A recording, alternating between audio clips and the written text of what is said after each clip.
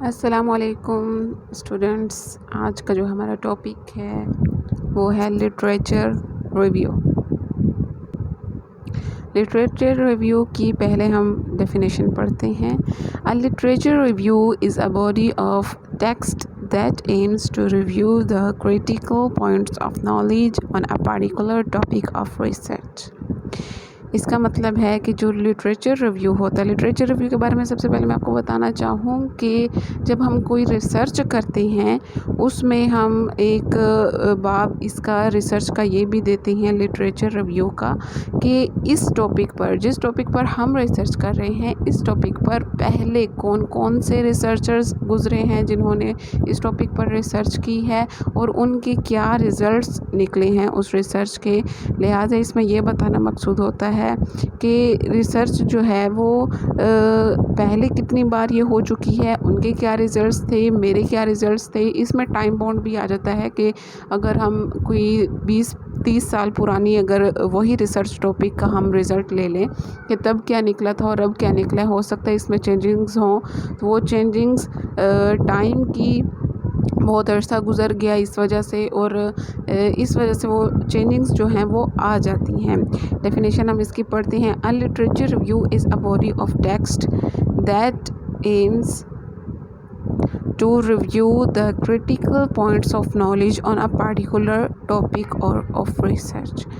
यानी कि जो लिटरेचर रिव्यू है एक ऐसा यानी कि हमारे पास बॉडी ऑफ टेक्स्ट होता है जो पहले गुजरी हुई जो रिसर्च टॉपिक्स हैं उनके बारे में हमें नॉलेज देता है। हम उनको पढ़ के, यानी कि माजी में हुई हुई रिसर्च को पढ़ के हम अपने रिसर्च को आगे कंटिन्यू करते हैं और देखते हैं कि हमने अपने रिसर्च में किस तरह के टॉपिक्स को डिटेल से करना है और पीछे जो हैं उनके क्या रिज़ल्ट्स निकले थे, उन्होंने किस तरह के रिसर्च डिज़ाइन को अपनाया था, हमने किस तरह के रिसर्च डिज़ाइन को अपनाया है और किस तरह से हमने रिसर्च जो है वो उसका कंक्लूजन निकाला है। The purpose of literature review.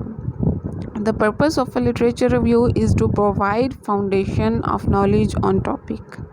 Topic पर हमें ये नॉलेज प्रोवाइड करता है जी। मेन मकसद इसका यही होता है कि हमारे टॉपिक पर जो अहम मालूमात हैं और इल्म है, या हम कह लें कि इधर उधर की जो भी मालूमात हैं उसकी पॉजिटिव उसकी नेगेटिव साइड जो भी है हमें वो लिटरेचर रिव्यू मुहैया करता है। Identify need for additional research justifying your research. यानी कि एडिशनल रिसर्च में जिस चीज़ की ज़रूरत होती है वो हमें आइडेंटिफाई करके देता है। जैसे हमारी रिसर्च को बताता है, जस्टिफाई करती है लिटरेचर रिव्यू कि क्या हम इस रिसर्च टॉपिक को किस तरह से ले रहे हैं।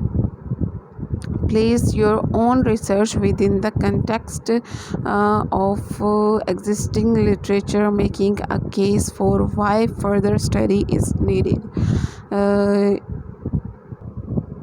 इसमें भी वही बात आ जाती है कि हमारी स्टडी और उससे पहले पास्ट में जितनी स्टडीज़ इस टॉपिक पर हो चुकी हैं उसमें क्या लिटरेचर रिव्यू जो है वो यूज़ किया गया है और हमारे केस में ये कितना हेल्पफुल हो सकता है। इसका थर्ड जो है इसका point, identify the relationship of works in context of its contribution on the topic and other works.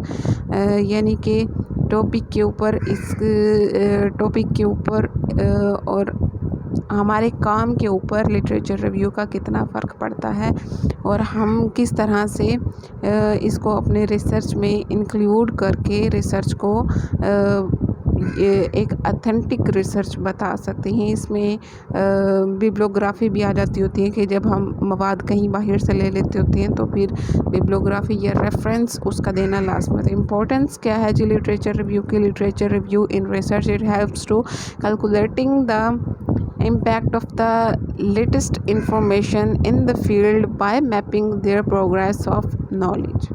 Knowledge ने कितना प्रोग्रेस किया, वही बात आ गई कि अगर 20-30 साल पुरानी कोई रिसर्च का टॉपिक ले ले, उनके रिज़ल्ट्स और आजकल 2021 में जो अगर कोई रिसर्च होगी तो उसके रिज़ल्ट्स में ज़मीन आसमान का फ़र्क होगा, क्योंकि प्रोग्रेस ऑफ नॉलेज भी तो हुआ है। Helps to adopt a more appropriate methodology for the research. रिसर्च के लिए बेस्ट कौन सी पॉलिसी हम यूज़ कर सकते हैं, उसके मेथड कौन, मेथडोलॉजी कहते हैं जी। रिसर्च मेथड्स काफ़ी सारे होते हैं। एजुकेशनल रिसर्च मेथड होता है, हिस्टोरिकल रिसर्च मेथड होता है, क्वालिटेटिव रिसर्च मेथड होता है, क्वांटिटेटिव रिसर्च मेथड होता है।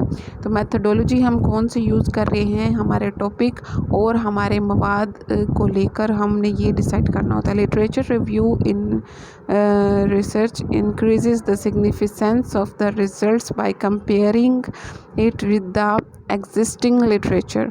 एग्जिस्टिंग लिटरेचर जो है उसको ही यूज़ करके हम अपनी रिसर्च को में बता सकते हैं कि पास्ट में जो रिसर्चेज हुई हैं क्या वो तब के लिहाज से वो कैसी थी, अब वो कैसी हैं, अब उनको क्या कहा जा सकता है कि वो किस तरह से इन्फ्लुएंस कर सकती हैं हमारी स्टडी को, हमारे रिसर्च को, हमारी सोसाइटी को। Helps to compare and contrast to show the originality and uniqueness of the research. इसका जो है एक इम्पोर्टेंट ये भी है टॉपिक कि यूनिकनेस आ जाती है रिसर्च में। पता चलता है रिसर्च जब कोई एक रिसर्चर रिसर्च कर रहा होता है तो उसमें ये होता है कि उसने अपना कितना मवाद शामिल किया है, बाहर से कितना लिया है, रेफरेंस दिया है कि नहीं दिया, कहीं से कॉपी पेस्ट तो नहीं किया। तो यूनिकनेस इम्पोर्टेंट होती है, वरना प्लेजरिज्म आ जाता होता है रिसर्च में। Resources of literature review, resources इसके काफ़ी सारी होती हैं, आप देख लें यहाँ पे। रिपोर्ट्स हैं, थीसिस हैं, ईमेल्स हैं, conference proceedings, company reports, books, journals, newspapers, encyclopedia, dictionary, bibliography, libraries. यानी कि ये ऐसे जो है हमारे पास सोर्सेज होते हैं या रिसोर्सेज होते हैं जिनसे हम कह लें कि लेते होते हैं हमारी लिटरेचर रिव्यू के कौन से किसी जो मशहूर कोई पर्सनालिटी है उसकी लाइफ पर लिखी हुई कोई बुक है तो वो भी हम उससे भी उसकी जो है नॉलेज ले सकते हैं। किसी एक टॉपिक पर अगर कोई बुक लिख दी गई है बहुत अरसा पहले की, उससे कोई नॉलेज ले सकते हैं। यानी कि लिटरेचर रिव्यू के लिए हम पुरानी चीज़ों, लाइब्रेरीज़ और बुक्स और जर्नल्स, न्यूज़पेपर्स, डिक्शनरीज़, इंसाइक्लोपीडियाज़ और ये सारी चीज़ें खंगाल के हम नॉलेज जो है किसी भी टॉपिक, पर्सनालिटी के बारे में ले सकते हैं इस तरह से। Okay, thank you. आप जो भी मेरी वीडियो देखा करें तो बराए मेहरबानी उसे पूरी देखा करें। ये ना हो कि नॉलेज हमेशा जो है टॉपिक उसको फुल्ली पढ़ने से ही आपकी जो है समझ में आता है। अगर किसी टॉपिक को आप दरमियान से छोड़ देते हैं तो वो टॉपिक आपका कंप्लीट नहीं हो पाता। लिहाजा जो भी वीडियो हो इससे फर्स्ट से लेके लास्ट तक क्लास में देखा करें। Thank you so much.